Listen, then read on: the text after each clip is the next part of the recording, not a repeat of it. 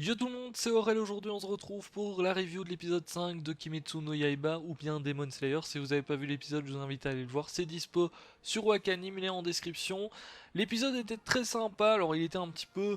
il y avait moins d'action en fait tout simplement, c'était beaucoup des informations dans cet épisode-ci, c'est un petit peu normal, on a eu un gros combat dans le dernier épisode, enfin même si on l'a revu dans ce début d'épisode. La dernière fois, on avait Tanjiro qui avait démarré la sélection pour devenir un Demon Slayer et il était tombé notamment contre un démon que Monsieur Sakonji avait entre guillemets déjà affronté, et c'est le démon qui bouffait tout simplement à chaque fois les apprentis de Sakonji justement. Donc voilà, c'était un petit peu la revanche, on va dire. Il a vengé tous les disciples en fait de Sakonji.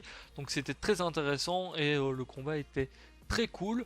Dans cet épisode-ci, beaucoup d'informations comme je vous ai dit. Donc on a tout simplement la sélection qui se termine. On a 4 personnes seulement qui sont revenues vivantes de la... je sais plus combien de temps est-ce qu'il devait survivre, mais bon, il devait survivre pendant un certain temps. Et il y a seulement 4 personnes qui sont revenues, tout simplement, dont Tanjiro. D'ailleurs, on voit aussi le mec aux cheveux orange qu'on voit dans l'opening, je sais pas son nom, je crois même pas que ça a déjà été dit en tout cas, mais on va très certainement le revoir. Et il a l'air marrant. Il a l'air marrant, après il a l'air d'avoir peur et tout, donc on verra bien un petit peu quand on le reverra, parce que je suppose qu'il va arriver dans l'équipe de Tanjiro pour le coup, ou du moins Tanjiro va faire une mission avec lui. Donc, on apprend qu'il y a notamment plusieurs grades chez les Demon Slayer, et on a 10 pour être exact. Bon, bien évidemment, quand tu réussis la sélection, bah, t'es au dernier échelon, donc t'es vraiment le plus petit des Demon Slayer, on va dire. Et notamment, eh bien, ils reçoivent pas mal de choses. Ils reçoivent un corbeau, c'est tout simplement un corbeau qui va les aider à communiquer un petit peu, c'est lui qui va amener les missions, etc. Ils reçoivent aussi une nouvelle tenue, qui est faite dans un alliage spécial, il me semble. Et ils reçoivent aussi, enfin, ils ont le droit de choisir en tout cas un acier pour créer leur katana. Donc ça, c'est les petites choses qu'on a appris tout simplement. Bon, c'est pour voir comment est-ce que ça se passe chez les Demon Slayer quand tu es choisi, tout simplement, quand tu réussis l'épreuve. Bon, d'ailleurs, on a vu un petit peu le caractère de certains autres qui ont été choisis aussi pour devenir Demon Slayer. Bon, il y a une fille qu'on n'a pas trop vue qui a l'air assez calme et tout, je sais pas, je pense qu'on va les revoir parce que clairement, notamment, on a vu un des participants qui a réussi du coup, qui a l'air assez énervé et tout, et je sais pas, ils ont vraiment voulu mettre l'accent justement sur le fait que c'était quelqu'un d'assez impulsif et tout, il était carrément prêt à faire du mal à une des deux filles justement qui s'occupait de la sélection. Donc voilà, tu sais que c'est quelqu'un que tu vas très certainement revoir. D'ailleurs, sa voix me dit quelque chose. J'avais l'impression en tout cas d'entendre un petit peu Bakugo dans My Hero Academia. Je sais pas si c'est la même personne qui double le personnage, mais voilà, c'est très certainement des personnages qu'on va revoir, qui ont été sélectionnés avec Tanjiro parce qu'ils ont tous tout simplement quelque chose à eux. Ils sont tous assez différents, donc j'espère qu'on les reverra. En tout cas, ça peut être assez intéressant de voir un petit peu comment est-ce qu'ils vont évoluer par rapport à Tanjiro justement après la sélection, etc. Donc on a Tanjiro qui choisit un acier tout simplement pour son katana. Bon, encore une fois, il le choisit à l'odeur, donc bon, connaissant l'odeur de Tanjiro, enfin l'odorat de Tanjiro, on se doute que ça va être un acier quand même qui est plutôt sympa. Et du coup, bah, c'est le moment de rentrer tout simplement chez Sakonji pour voir un petit peu comment ça se passe au niveau de Nezuko. Est-ce qu'elle est réveillée ou pas? Et bah, de dire tout simplement qu'il a réussi l'épreuve, hein. Parce que Sakonji, l'air de rien, bah, à chaque fois il envoyait des disciples passer l'épreuve et il n'y en avait aucun qui revenait. Donc c'est vrai que ça va être très très étonnant pour lui de revoir mais justement un disciple arriver, même si, bon, Tanjiro a réussi à briser le rocher, donc aux yeux de Sakonji, il était prêt à passer la sélection. Mais est-ce qu'il pensait vraiment qu'il allait revenir? Bon, je pense que oui, sinon il aurait pas envoyé, enfin quoique. Mais du coup, voilà, on voit un petit peu sa réaction directement. Donc quand Tanjiro arrive, il voit Nezuko qui est réveillée. Donc déjà ça le soulage un petit peu parce que c'est vrai que Nezuko dormait depuis plusieurs mois maintenant et elle est enfin réveillée, donc il se dit bon, au moins elle est pas morte. Elle est toujours en mode semi-démon, mais elle est pas morte. Et on a Sakonji du coup qui arrive et qui voit que Tanjiro est revenu. Donc bon, ça se voit qu'il a la réaction un petit peu, on va dire en mode en mode vraiment sensei, dans le sens où il prend directement Tanjiro dans ses bras avec Nezuko vu qu'elle était là aussi.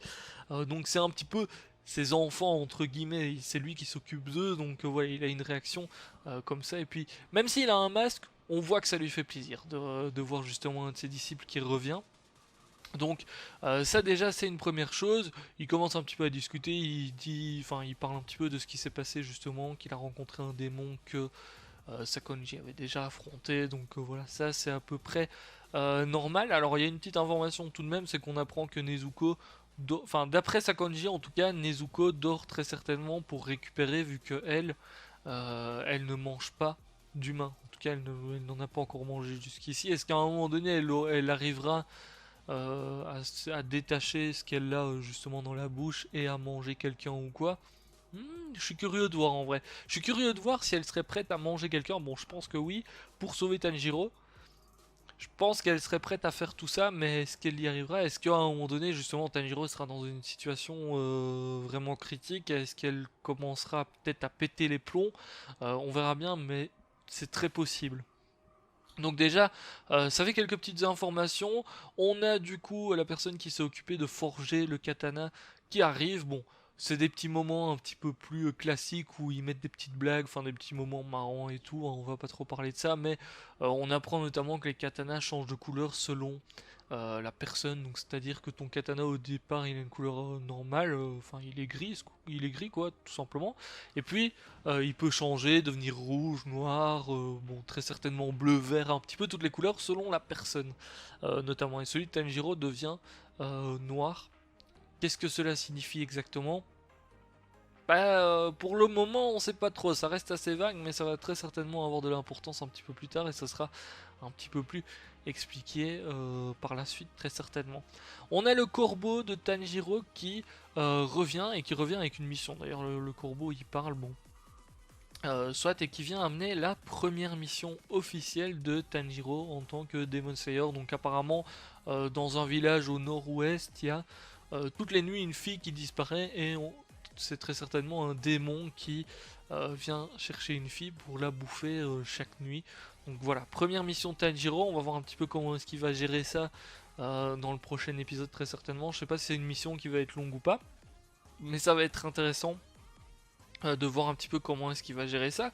Et petite chose aussi qu'on remarque, enfin qu'on a pu remarquer dans cet épisode-ci et qu'on avait déjà remarqué dans les anciens, c'est que Tanjiro a toujours ce côté triste quand il bat un démon. Notamment on le voit même avec le gros démon, pourtant il a appris que c'était ce démon-là qui avait tué tous les autres disciples et tout. Et même si c'était du coup un démon qui a bouffé pas mal de personnes, hein, surtout qu'il était méga gros et tout, bah il était en mode triste quand il a tué. Donc on verra bien un petit peu comment est-ce qu'il va gérer ça au fil du temps, parce que est-ce qu'à un moment donné il va pas être un peu en mode hésitant, est-ce qu'il va pas être de plus en plus hésitant à tuer justement les démons, parce qu'à chaque fois il est triste quand même et tout, même s'il sait que c'est des créatures qui bouffent des humains et tout, bah voilà, tu le vois qu'il est triste. D'ailleurs, on a vu un petit peu l'histoire du démon, hein, aussi, j'ai oublié d'en parler. C'est assez sympa d'avoir à chaque fois l'histoire du démon, et puis on a pu voir qu'à la fin, ben, il était quand même assez triste, etc. de mourir, le démon. Enfin, ça se voit que certains ont encore leurs principes, euh, enfin, ont encore des principes, alors que ce sont des démons, tout simplement, pensent encore à certaines choses, ont peut-être certaines émotions, etc. Alors que c'est des démons, c'est pas juste des mangeurs d'hommes. Enfin, certains oui, mais d'autres vont un petit peu plus loin que ça, donc ça c'est assez sympa. Et on verra bien comment est-ce que ça va se passer dans les prochains épisodes. Donc voilà, c'était assez calme, j'ai hésité à faire une review vraiment, mais il y avait quand même quelques petites informations. Je suis impatient de voir la suite, tout simplement, de voir les prochains combats, comment Tanjiro va évoluer maintenant que c'est un vrai Demon Slayer, comment est-ce qu'il va gérer ses missions, est-ce qu'on va revoir les autres qui ont été choisis ou pas. Bah, ça risque d'être tout de même assez intéressant. Sur ce, je vous laisse ça pour cette vidéo review. N'hésitez pas à lâcher le petit pouce bleu si ça vous a plu. N'hésitez pas à mettre un petit commentaire pour voir un petit peu ce que vous avez pensé de l'épisode. Je vous laisse là. Ciao, ciao!